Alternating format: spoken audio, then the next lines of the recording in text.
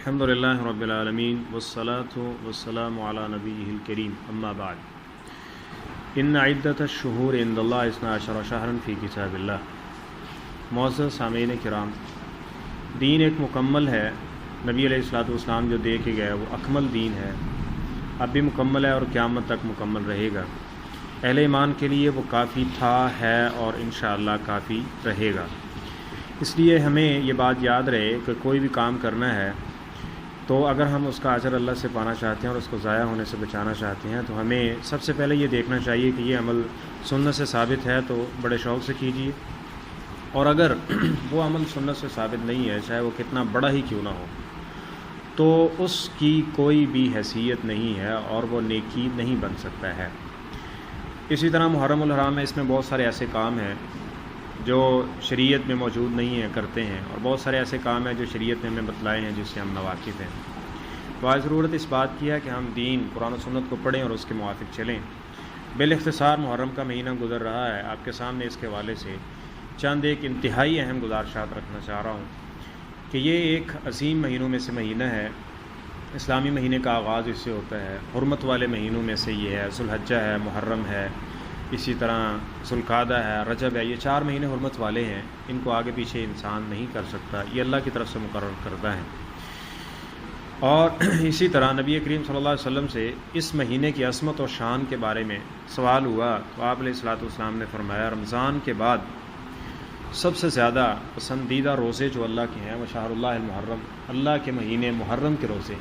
کہ نبی علیہ الصلوۃ والسلام نے اس کی شان اور عظمت کو ذکر کیا۔ اسی کے ساتھ جو ہے اللہ کے رسول صلی اللہ علیہ وسلم کا فرمان ذیشان بھی ہے کہ جو شخص 10 محرم کا روزہ رکھتا ہے، احتسب علی اللہ ان یکفر السنۃ التی قبلہ، مسلم کی روایت ہے کہ اللہ تعالیٰ اس کے سابقہ 1 سال کے گناہوں کو معاف کر دیتا ہے۔ کتنی بڑی فضیلت ہے، کتنی بڑی فضیلت ہے۔ آپ دیکھ لیں، ایک روزہ رکھنے سے 1 سال کے، ایک دن کے انسان گناہ نہیں گن سکتا، لیکن 1 سال کے گناہ معاف صرف ایک روزہ رکھنے سے۔ تو اس لیے روزہ رکھنا یہ ایک بہت بڑا عمل ہے جو نبی علیہ السلام کی سنت سے ثابت ہے، یہ کیجئے، اس پہ عمل کیجئے۔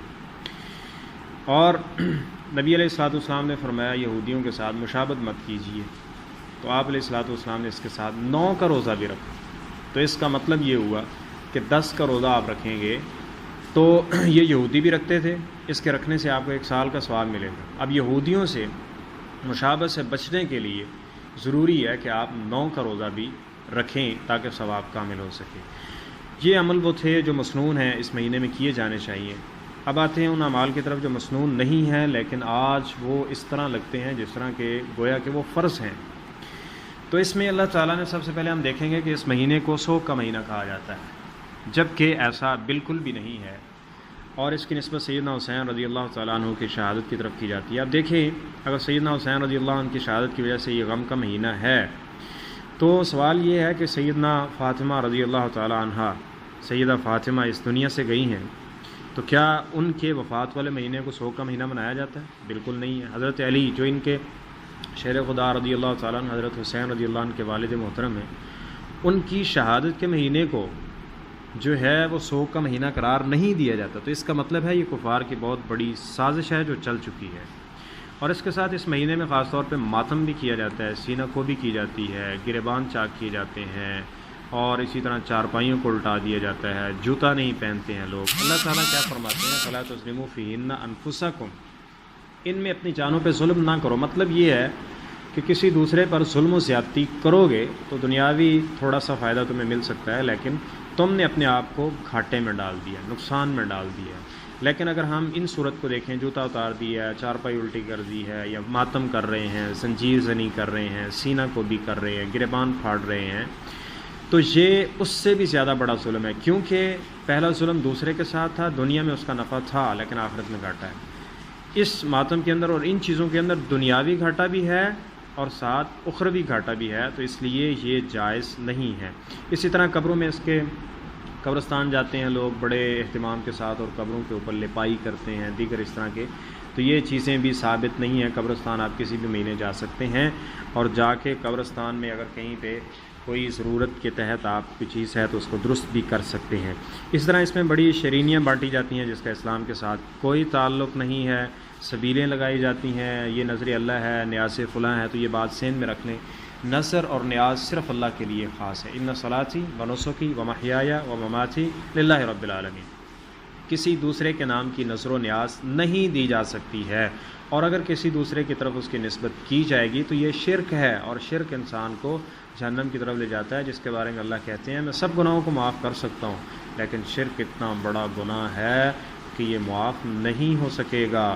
اس لیے شرک سے بچیے، شرک سے بچیے، اور ایسی جگہ سے پانی پینا، دودھ پینا یا کچھ اور ہے لگانا پینا، یہ ساری چیزیں ممنوع ہیں۔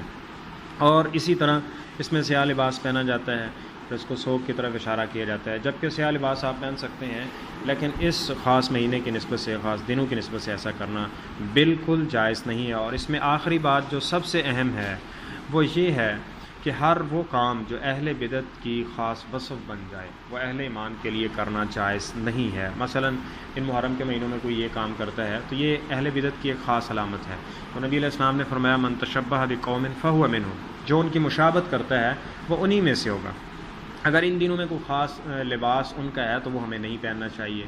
ان دنوں میں وہ نظر و نیاز کرتے ہیں، سبیلیں لگاتے ہیں یا اور شرینیاں بانٹتے ہیں، تو یہ کام ہمیں بالکل بھی نہیں کرنے چاہیے، کیونکہ یہ اہل بدعت کے ساتھ اور ایسے لوگوں کے ساتھ جو دین کو مٹانا چاہتے ہیں مشابہت ہے، اور یہ مشابہت درست نہیں ہے۔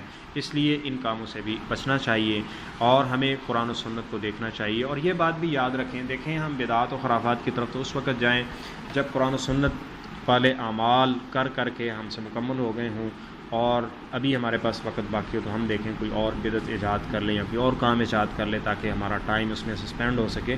تو ایسا بالکل بھی نہیں ہے، قرآن و سنت پہ عمل کیجئے۔ قرآن و سنتیں کتنی ایسی ہیں جن کا ہمیں علم بھی نہیں ہے، عمل تو دور کی بات ہے، تو اس لیے قرآن و سنت کو سیکھیں، اس کے موافق چلیں، اپنے عمل کو برباد ہونے سے بچائیں اور سنت کے موافق عمل کریں۔ یاد رکھیں جو عمل سنت کے موافق نہیں ہے وہ اللہ کو قیامت کے دن مقبول نہیں ہے اور اس انسان کے لیے ذریعہ نجات نہیں ہو سکتا، اور بلکہ جو بدعت ہے یہ نیکیوں کو دکھا جائے گی اور انسان کو دوزخ کی طرف لے جانے والا عمل ہے۔ اللہ ہم سب کو قرآن و سنت سمجھ کے اس کے موافق عمل پیرا ہونے کی توفیق عطا فرمائے۔